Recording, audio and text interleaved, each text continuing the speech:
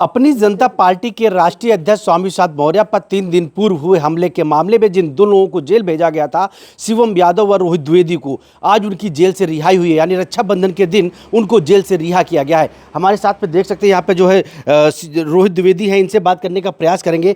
रोहित, जिस तरह से घटना हुई थी, किस तरह से घटना हुई, क्या सोच के आपने घटना की और आगे क्या आपकी सोच है? जी, पहले तो मैं आपके भारत समाचार चैनल के माध्यम से सभी को भगवा प्रणाम करना चाहता हूं। मेरा कोई किसी को ठेस पहुंचाना मेरा कोई उद्देश्य नहीं था, लेकिन जिस प्रकार से उन्होंने हमारे साधु संतों का अपमान किया, हमारे देवी देवताओं का अपमान किया, कई बार उन्होंने रामचरितमानस को फाड़ने का प्रयास किया और उन्होंने जलाया भी, तो उसी से मेरी भावनाएँ कहीं ना कहीं आहत हो रही थी, जिससे मेरा कोई योजना नहीं थी। और उसी को देखते हुए मैं वहाँ पे उपस्थित था, तो उन्होंने भी कुछ अमर्यादित टिप्पणी उतनी समय जैसे उतरते ही गाड़ी से कुछ ना कुछ उन्होंने अभद्र बोला, तो उतनी देर में अब किसी भी हिंदू भाई का खून होगा वो खौलेगा। तो उसी वजह से अब हमने जो भी किया सही किया और हमें इसे किसी चीज़ का पछतावा नहीं है। अच्छा, देखा जाए तो क्या आप कैसे यहाँ से गए थे, कितने लोग गए थे और उसके बाद क्या हुआ? जी, अब उतनी समय मैं अकेला था, मैं था और मेरा भाई शिवम था, बस 2 ही लोग थे।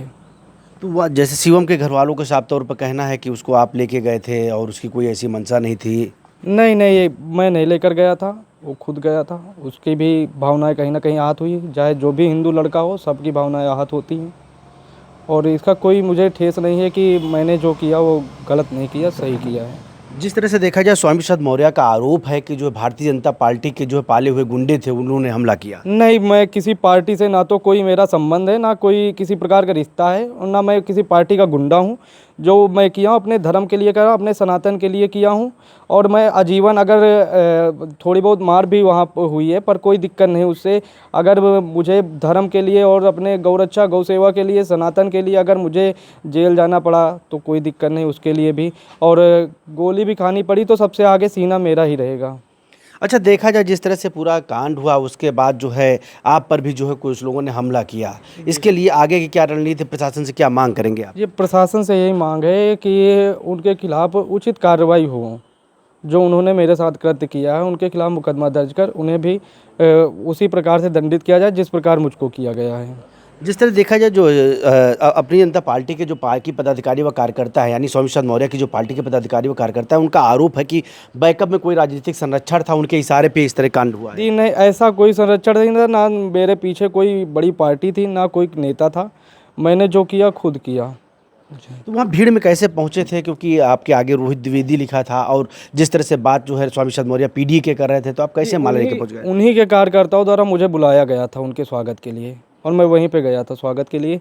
तो वहाँ पे अब उन्होंने उतरते ही कुछ ऐसी भाषा का प्रयोग किया जो मुझे नहीं अच्छा लगा, बस यही कारण है। तो मतलब पीछे से कोई आपके पास कुछ संरक्षण नहीं था? जी नहीं था, कोई नहीं था, ना कोई नेता ना कोई पार्टी, कुछ नहीं था। तो क्या चाह रहे हैं आगे के लिए, क्या चाह रहे हैं? जिस तरह से देखा जाए कि लगातार जो है सोशल मीडिया में जो है आप ट्रोल कर रहे हैं और बाकायदा जिस तरह से देखा जाए तो अपमानजनक टिप्पणी भी लोग कर रहे हैं, उनके समर्थकों द्वारा कुछ तरह की बातें की जा रही हैं, तो उससे कैसे आपने अपने आप को सेफ महसूस करेंगे? अगर वो आपत्तिजनक टिप्पणी कर रहे हैं तो वो मुझे लगता है कि कहीं ना कहीं गलत भी है, और जो भी किए हैं वो तो उसको प्रशासन देखेगी।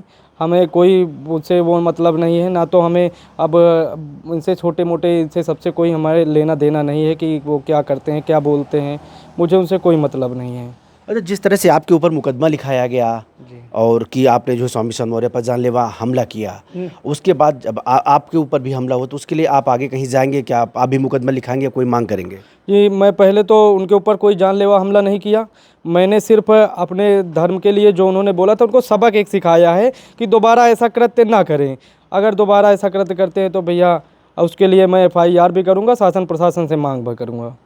ये देख सकते हैं हमारे साथ रोहित द्विवेदी वो शख्स है जिन्होंने जो है जब माला पहनाने के दौरान जो चेहरा सामने आ रहा था, जिसने जो है स्वामी प्रसाद मौर्य पर हाथ उठाने का कार्य किया था, तो ये वो शख्स रोहित द्विवेदी, इनका साफ तौर पर कहना है कि जिस तरह ये उन्हीं के समर्थकों के द्वारा इनको बुलाया गया था, लेकिन जब वहाँ पे वो पहुँचे तो वहाँ पे स्वामी प्रसाद मौर्य के द्वारा कुछ टिप्पणी की गई थी जिसको लेकर ये आहत हुआ और फिर उसके बाद ये घटना घटित हुई है। इन्होंने जिला प्रशासन से भी मांग की है कि जिस तरह से जो इनके ऊपर भी हमला किया गया उस पर भी जो है पुलिस प्रशासन मुकदमा पंजीकृत करे। अब देखने वाली बात होगी आखिर इसको जो है राजनीतिक जो सरगर्मियाँ जिस तरह से तेज होती चली जा रही हैं, आखिर इसका रुख आगे क्या होगा ये तो आने वाला समय बताएगा। रोहित मिश्रा, भारत समाचार, रायबरेली।